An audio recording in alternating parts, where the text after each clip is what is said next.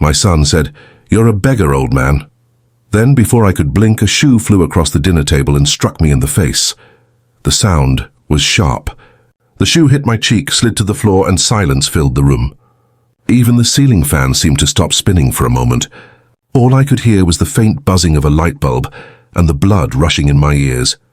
I looked at him, my own flesh and blood, standing there, chest heaving, anger burning in his eyes.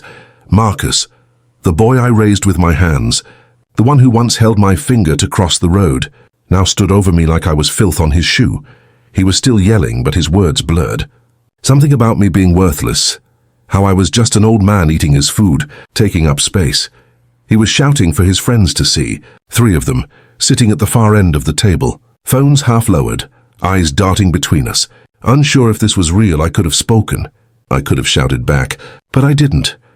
Instead, I took the napkin from my lap and gently wiped the spot on my face where the shoe hit. Then I folded it neatly and placed it on the table.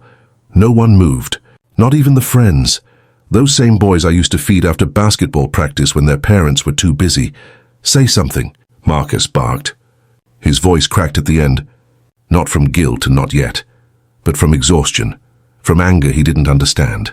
I looked at him, and in that moment, I saw not a man, but a frightened child, hiding behind loud words and expensive sneakers. So I just said quietly, "Eat your food, son. It's getting cold," he scoffed, grabbed his phone and stormed away. The door slammed so hard the old picture frames rattled on the wall. His friends followed him out one by one, muttering awkward goodbyes, not meeting my eyes. I didn't blame them. They didn't know better. When the house grew quiet again, I sat alone at that long table. The food was untouched. I looked at the seat he'd once used as a boy, booster cushion and all, back when he couldn't reach the table without it. Now the same boy had thrown a shoe at me. The years have a way of slipping by without sound. You raise your child, feed him, teach him to speak with kindness. Then one day that same child uses his voice to break you. But I wasn't broken. Not yet. I picked up the shoe from the floor. It was new, leather, expensive, branded. He'd bought it last week. Probably with my money, though he'd forgotten that part. I set it beside me and sighed. For a long time I just sat there. The clock ticked, slow and steady. Then I reached for my phone. I didn't dial immediately. My fingers hovered over the keypad, because even though my heart was steady, something deep inside still hurt. A part of me still wanted him to walk back through that door, apologize, sit beside me and call me Dad again. But another part of me, the part that had survived every betrayal and disappointment life had thrown, whispered, "No, it's time." So I made one call. "Hello?" A voice answered. Calm, professional, familiar. "Evening, Mr. Thompson," I said. "This is Harold. I think it's time we proceed with that transfer." There was a pause. "Are you sure, sir?" "Yes," I said softly. "Effective immediately." He didn't ask for details. He didn't need to. When I hung up, I felt neither anger nor satisfaction, only quiet certainty. The house felt even bigger now, like the walls had stretched. I could hear the faint chirping of crickets outside, and the night breeze pushed against the curtains. I stood up slowly, my knees aching, and looked around. This was my house, every inch of it built from sweat, overtime hours and years of quiet saving. I'd bought it before Marcus was even born. Every nail, every beam, mine. But somewhere along the line, he'd started thinking it belonged to him. He'd bragged to his friends, calling it his crib, telling them he'd inherit it soon. They believed him, because I never corrected him. I thought, maybe if he felt pride, he'd feel responsibility too. But pride without humility turns to poison. I walked to the doorway, still holding his shoe, and looked out into the night. The streetlights flickered faintly, casting long shadows on the pavement. I could see his car parked crookedly by the curb, the engine still ticking from the drive. He was somewhere out there, bragging again, laughing, pretending this moment never happened. But I knew, deep down I knew, that what was coming would humble him in ways no words ever could, because sometimes silence speaks louder than anger. And sometimes a father's quiet decision can shake the ground his children walk on. I set the shoe by the door, turned off the dining light, and climbed the stairs slowly, one at a time. The house groaned with every step, not old, just tired. Like me. When I reached my room, I sat by the window, watching the moonlight spill across the yard. I thought of my late wife, her laughter, her patience. She would have known what to say tonight. She always did. Old fool, I whispered to myself. You raised him too soft. But a small voice inside answered, no. You raised him with love. He just forgot what that feels like. Downstairs, the phone buzzed once, a message from my lawyer confirming the transfer. I didn't reply. I just leaned back, closed my eyes, and whispered into the stillness. Let the boy learn. The morning light came quietly through the curtains, painting thin gold lines across my room. I hadn't slept much, not because of anger, but because of the strange peace that always follows a storm. I sat by the window, holding my old mug, sipping black coffee that had gone cold. My thoughts wandered to Marcus again, not the man he pretended to be now, but the boy he used to be. He used to wake me before dawn just to show me his drawings. He used to sit by my side while I fixed old radios, asking questions about every wire. Dad, he'd say, how do you make things work again? And I'd tell him, you don't force it, son. You understand it. But somewhere along the road he stopped asking how to fix things and started learning how to break them. That morning I could hear his car pull up outside around 10.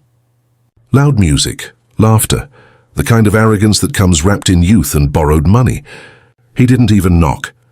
The door opened and his friends walked in first like they owned the place. I stayed in my chair upstairs listening. Marcus's voice echoed through the hall. Man, forget that old fool. He thinks he can tell me how to live. I'm done dealing with broke people. Broke. That word carried more weight than the shoe he threw last night. One of his friends chuckled awkwardly. Yo, Marcus, you sure you good? That was your pops, bro. My pops? Marcus scoffed. He ain't nothing. He's just old.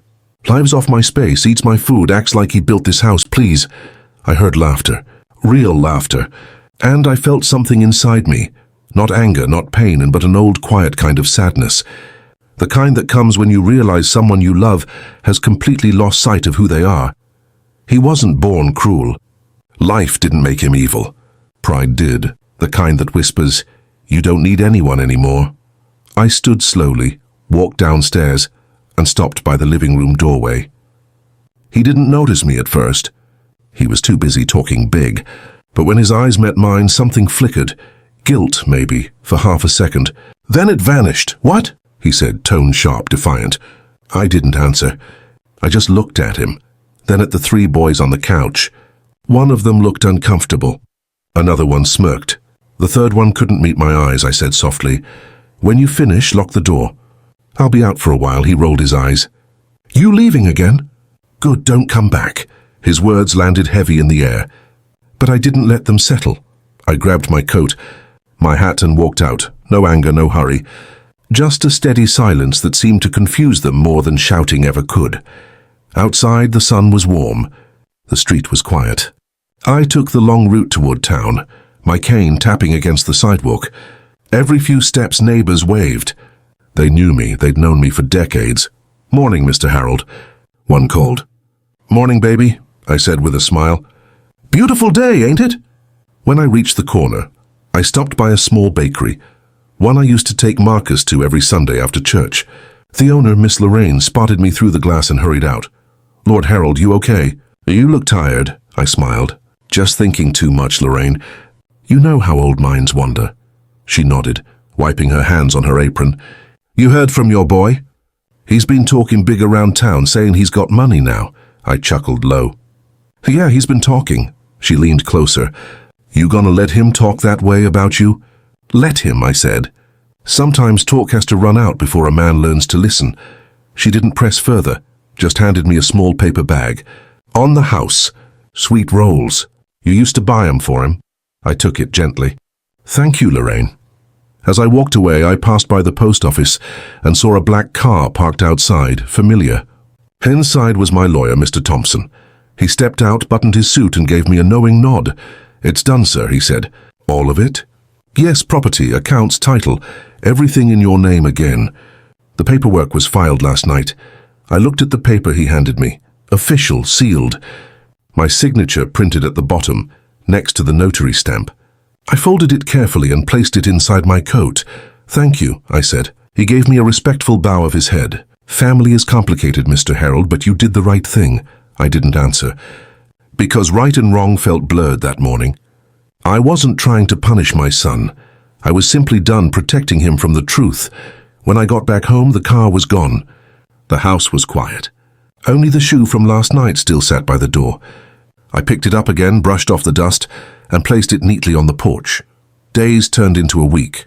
Marcus didn't call, didn't visit. I heard from neighbors he was staying with a friend, partying, bragging about how he finally kicked that old fool out. He didn't know yet. Didn't know the title to the house had shifted. Didn't know his name was no longer on the accounts he'd been spending freely from. He'd learn soon enough. One night, about a week later, there was a sharp knock at my door. I opened it to find two men in black suits, bank representatives. "Good evening, sir. We're here to finalize the eviction notice for Mr. Marcus Harold." "Eviction?" I asked softly, though I already knew. "Yes, sir. The loan on the vehicle and his unpaid debts have accumulated. He defaulted under his own name, using this address as his residence. You're listed as the legal owner. We just need confirmation." I nodded slowly. "You'll have it by morning." When they left, I stood at the doorway looking out at the same street where my son once played basketball until sunset. And I whispered, "You'll understand, son, one day." But deep down I already knew that understanding would not come easily, because the same pride that made him raise his voice was about to make him fall silent in the harshest way imaginable, and when that day came I wouldn't need to shout. I'd only need to open the door, let him see what he'd thrown away, and close it again. The news reached me before he even dared to call. Lorraine from the bakery mentioned it softly one morning, like she was afraid her words might break me. "Harold," she said, voice trembling, "I heard Marcus's car got repossessed. They towed it off the lot yesterday." I nodded, eyes on the sidewalk. "It was bound to happen," she sighed. "He was riding too high, baby." Folks kept telling him to slow down, but he thought he was untouchable. "Everybody thinks they can fly," I murmured, "until the wind stops blowing." For the rest of that day I went about my business quietly. I cleaned the small shed behind my house, sorted through old tools, folded my laundry with steady hands. But even in the rhythm of simple chores, my heart felt heavy. A father doesn't enjoy watching his child fall. He just learns how to let go, because holding on too long can destroy you both. That night, while I was fixing a broken lamp in the kitchen, I heard the familiar hum of an engine outside. A hesitant knock followed. 3 soft taps, not the arrogant pounding I'd grown used to. When I opened the door, Marcus stood there. His clothes were wrinkled, eyes red, breath uneven. He didn't look at me right away. He just stood on the porch, staring at the ground like the wood beneath him had answers. "Dad," he muttered. "Can I come in?" I nodded once and stepped aside. He walked past me, slower than usual, carrying the faint smell of sweat and cigarette smoke. He sank into the old couch, elbows on his knees, face buried in his hands. "Everything's gone," he whispered. "They took my car, froze my account, and now I got eviction letters from the bank." His voice cracked. For the first time there was no anger, no mockery, only confusion. He looked up at me. "Did you do this?" I met his eyes. "No, son. You did this to yourself." He slammed his fist against the couch cushion.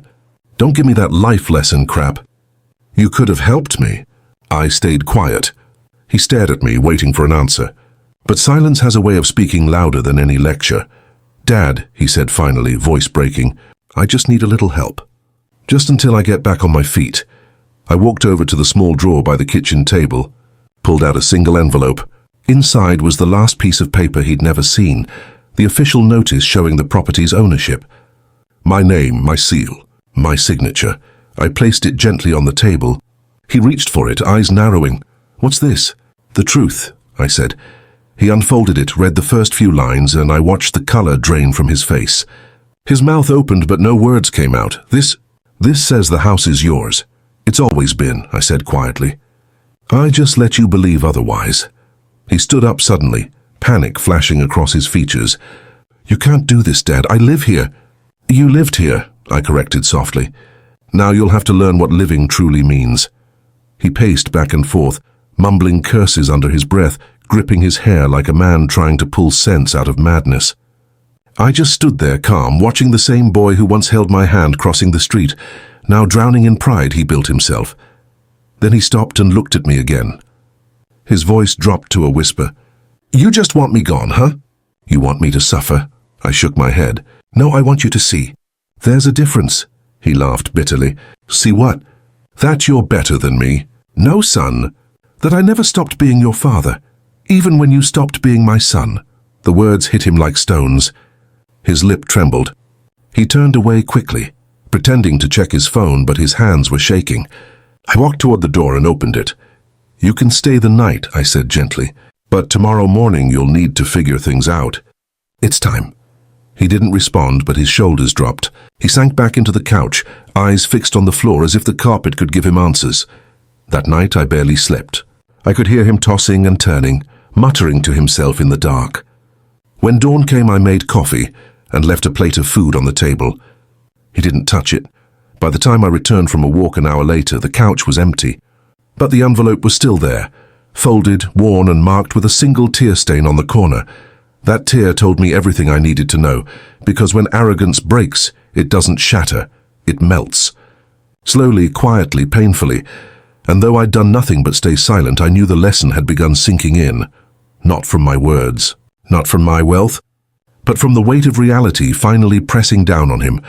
I stood by the window, looking at the rising sun through the glass, and whispered to myself, "This is just the beginning." Days passed, but not quietly. By the third morning after Marcus left my house, the whispers had already begun. Folks in the neighborhood talked about him the way people do when they can't decide whether to pity or mock someone. "Did you hear? Marcus lost his car dealership job," one said near the barber shop.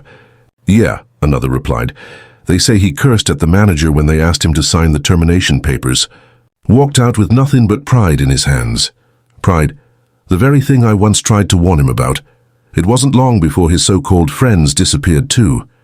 They stopped answering his calls, stopped showing up at his parties. One by one they drifted away like smoke after a fire dies down. Because the truth is, people love your shine, but they never stay for your shadow. I didn't hear from Marcus again for nearly 2 weeks. Not a word, not a call. I assumed he was still out there, trying to find someone else to blame for his ruin. Then one rainy night, as thunder rolled across the sky, I heard a sharp knocking on my door, the kind that carried desperation, not anger. I opened it slowly. Marcus stood there, soaked, trembling, clutching a duffel bag that looked half empty. His eyes were bloodshot, his lips pale. "Dad," he said quietly, "they took everything." I stepped aside and let him in. He stood in the doorway of the living room, dripping water onto the old wooden floor. For a long time, neither of us spoke. The only sound was the rain against the windows. Finally, he broke the silence. "They came this morning," he said. "The bank. They changed the locks. My card got declined when I tried to get a motel. I didn't know where else to go." His voice cracked, and with it the last piece of arrogance fell away. I motioned for him to sit. "You hungry?" He nodded faintly. I heated up some stew I'd made earlier that day. Simple food, warm and heavy. When I set the bowl in front of him, he hesitated. Maybe pride still held on by a thread. But hunger always wins. He ate quietly, spoon trembling between his fingers. After a while, he looked up. "Dad, why didn't you ever fight back? When I yelled at you, when I threw you out, when I called you names, you just stood there. Why?" I leaned back, eyes on the rain-streaked window. "Because sometimes the best way to teach a storm is to let it run out of rain."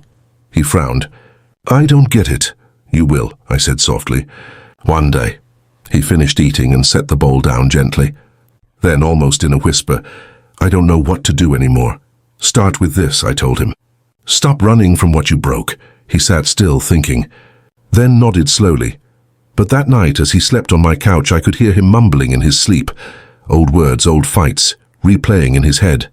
"Useless old man," he muttered once, half dreaming, half regretful. It hurt, but it wasn't anger I felt anymore. It was a quiet sorrow, the kind that sits heavy in the chest and refuses to leave. The next morning I left early for work. I didn't tell Marcus where I was going, didn't need to. But by noon he found out. When he showed up outside the office building, I was standing with my staff reviewing project notes. He froze when he saw the sign above the doors, Jefferson and Sons Construction Group. His jaw dropped. His voice was barely a whisper. You own this." I turned to him, calm as ever. "I built this, Marcus. Brick by brick, while you were busy building an image." His face turned pale. He looked around. Several of my employees had recognized him. The same people who'd seen him shout at me once, calling me crazy, old, worthless. Now, they looked at him with quiet disbelief. I could see the realization hit him, not just that I had power, but that he had thrown away every ounce of respect he could have earned. He stepped closer, voice trembling. "Dad, please." I didn't know. I raised my hand gently to stop him. "Son, you thought you were better than me. That's what broke you. Not money, not mistakes, pride." He fell to his knees right there on the pavement, rain starting to fall again, soaking through his clothes. His voice cracked with something raw and unfamiliar. "I'm sorry, Dad, I swear I didn't mean half of it. I just wanted to be someone." I sighed, looking down at him, not with anger, but with the tired love of a man who's watched the same sun rise too many times. "You already were someone," I said quietly. "You were my son." He bowed his head. For the first time in years I saw him cry, not out of frustration, but out of shame. When the rain stopped, I reached out and helped him stand. "Go home," I told him. "Clean up. Start over." He nodded silently, wiping his face, and walked away slowly, not as a man defeated, but as one finally learning the weight of his own shadow. I watched him until he disappeared around the corner. Then I whispered to myself, maybe this time he'll understand. It had been 2 weeks since that rainy day outside my office. The days passed quietly but not emptily. The city had its rhythm again. Buses rumbling past, horns blaring, life moving forward as if it hadn't just witnessed a man breaking down in front of his father. Marcus hadn't come around since. He didn't call, didn't text, didn't even send a word through anyone we knew. And honestly, I didn't expect him to. Pride doesn't disappear overnight. It starves slowly, piece by piece, until the truth is the only thing left to feed on. I kept working. My company had a major deal lined up, one that would decide the future of half the men working under me. They depended on me, and I wasn't about to let my personal wounds become their burden. But then, something unexpected happened. Late one evening, as the office lights dimmed and most of the crew had gone home, a shadow appeared in the doorway. I looked up, Marcus, but this time he didn't look like the same man. Gone was the flashy gold chain, the designer jacket, the confident smirk. He stood there in a plain grey hoodie, holding a folded piece of paper in his trembling hands. "Dad," he said softly, "can I talk to you?" I nodded. "Come in." He stepped forward and placed the paper on my desk. I unfolded it. It was a job application form. Under position desired, he had written, Assistant Site Manager. He looked nervous. His voice cracked when he spoke. I want to work. I don't want handouts. I want to earn it." I leaned back in my chair, studying him. There was a sincerity in his eyes that hadn't been there before, the kind that only pain could teach. "You sure about this?" I asked. "Construction's no joke. Long hours, real work. No shortcuts." "I know," he said quickly. "But I need this. I need to prove something." "To me?" He hesitated. "To myself." That was the first right answer he'd given me in years. I looked down at the paper, then signed it with my old fountain pen, the same one I'd used to sign his college checks, his car lease, his first apartment rental. When I slid the form back to him, his eyes widened. "You mean it?" he asked. "Be at the site Monday morning," I said quietly. "You'll start like everyone else. No special treatment." He nodded eagerly, and for the first time in a long time, his smile wasn't arrogant. It was grateful. Monday came. Marcus showed up early, Beggar, before even the foreman. The crew looked surprised to see him there, dressed in old jeans and a hard hat, hands tucked nervously into his pockets. Some of them whispered. Others just watched. I didn't intervene. Let him face it. The first few days were rough. He stumbled, got blisters, dropped tools, and at one point almost quit. But he didn't. He kept showing up in every morning before the sun had even warmed the concrete. Sometimes I'd watch him from my office window. He didn't know it, but I saw everything. The way he wiped sweat from his brow, the way he stayed behind to clean up after everyone else had left. He wasn't perfect, but he was trying, and that was enough. A month later, during our biggest project's final inspection, Marcus stood beside me as we went over the finished site, a tall building shimmering under the afternoon light. The same hands that once pointed at me in anger had now built something real. When the client shook his hand and congratulated him, I saw pride flash in his eyes, not arrogance this time, but the humble kind. The kind that grows from sweat and effort. After the crowd dispersed, he turned to me. "Dad, I never realized how much you did. How much it takes to build something that lasts." I smiled faintly. "You only understand the weight of a roof once you've carried the bricks." He nodded quiet. Then, as if fighting back emotion, said, "I'm sorry for everything, for the names I called you, for how I treated you. I don't deserve your forgiveness." I looked at him for a long time, his face tired, lined with the beginnings of humility. Then I said, "Forgiveness isn't something you earn, son. It's something you live up to." He looked down, eyes glistening. "I'll try." "I know," I said. "That's all I ever wanted." That night, after everyone left, I stayed behind at the site. The city was glowing, streetlights reflecting on glass, wind whispering through steel frames. I thought back to that dinner, to the night he threw a shoe at me, called me a beggar, an idiot. And for the first time, the memory didn't sting anymore. It had turned into something else, a reminder that even the deepest wounds can become lessons, if you're patient enough to wait for healing. I picked up a small brick from the ground, the last leftover from construction, and placed it on the corner of my desk later that evening. The silent symbol of the day pride finally fell, and growth took its place. The following weekend, Marcus showed up at my house again, this time with groceries in hand. He knocked gently, the way he used to as a kid. When I opened the door, he smiled shyly. "I brought dinner," he said. "Thought you could use a break." I stepped aside and let him in. The table was the same one we'd once fought over. Now it felt different, softer. As we ate, he told me stories about the worksite, about how he was learning, about how the men had started respecting him. Then he looked up suddenly and said, "Dad, I finally get it. You didn't teach me how to build buildings. You taught me how to build myself." I didn't answer. I just smiled and raised my glass of sweet tea. "To new beginnings," I said. He clinked his glass against mine. "To new beginnings." And in that quiet moment, surrounded by nothing but the hum of the ceiling fan and the smell of home-cooked food, I realized something. Sometimes silence isn't weakness. Sometimes it's the sound of wisdom, echoing through generations. I stood at the edge of the porch that morning, the wind slow and heavy, the kind that carries memory with it. The same yard that once echoed with my boys' laughter now held only silence. The house stood still, proud but scarred, a place built with hands that had held both love and disappointment. My phone buzzed once more. His name I didn't pick up. He'd called 28 times since dawn. There was nothing left to say, not because I wanted to punish him, but because I wanted him to feel the silence that follows disrespect. It was the same silence I'd felt the night he threw that shoe, when shame and sadness met somewhere deep inside me. That day had changed something in me. I realized words can bruise a man more than fists, especially when they come from your own blood. So instead of raising my voice, I raised my standards. I made one call, the kind that didn't need a shout to echo. Now the papers were signed, the bank account secured, and the property titles restored to their rightful owner. My name, the house, the cars, the trust fund, all of it tied up neatly with one decision that came not from anger but peace. Peace can be sharper than revenge when wielded by a steady hand.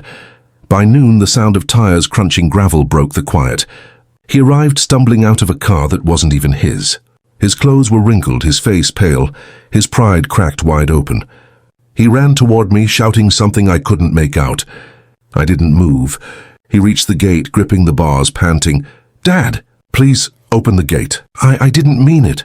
His voice was trembling, raw, the kind of tone that comes only when pride finally burns away. Behind him, a police car rolled up slowly, lights flashing but sirens off. The officer stepped out, hat in hand. "Mr. Johnson, we just needed your confirmation for the report," he said quietly. My son turned, confusion and fear flickering across his face. The same son who had thrown me out of this house a month ago. The same one who'd called me useless in front of people who once respected me. Now he stood behind that same gate, the gate I'd built myself 30 years ago, brick by brick, begging to come in. I walked closer, slow, deliberate steps that echoed on the wooden porch. Every step carried the weight of years, of sleepless nights, of scraped knees, of lessons unlearned. I looked at him through the iron bars. For a moment I saw not a grown man but that little boy again, the one who used to hold my hand crossing the street. It was a painful sight. But pain doesn't always ask permission. Sometimes it just sits quietly beside you. "Dad, please," he whispered. They froze my accounts. They took everything. I didn't know. I didn't know you." He broke off mid-sentence, eyes searching mine for mercy. But I wasn't angry. Not anymore. Just tired. "I told you once," I said softly. "Silence isn't weakness, son. It's the sound of a man who knows what he owns." He lowered his head, tears streaking the dust on his cheeks. The officer cleared his throat, awkwardly stepping aside. The neighborhood had gone quiet. The same people who once saw me humiliated now watched in silence. I turned toward the door, paused, and looked back once. "Take care of yourself," I said. It wasn't forgiveness. It was closure. Then I walked inside and closed the door. The latch clicked, a soft sound, but it felt like the final page turning on a long, painful chapter. Inside the air was warm. The house didn't feel lonely anymore. It felt mine again. I sat in my chair, the same one I'd built with my own hands years ago, and let the sunlight pour through the window. I thought of all the things I could have said, the anger I could have thrown back. But in the end, dignity is the loudest voice a man can use.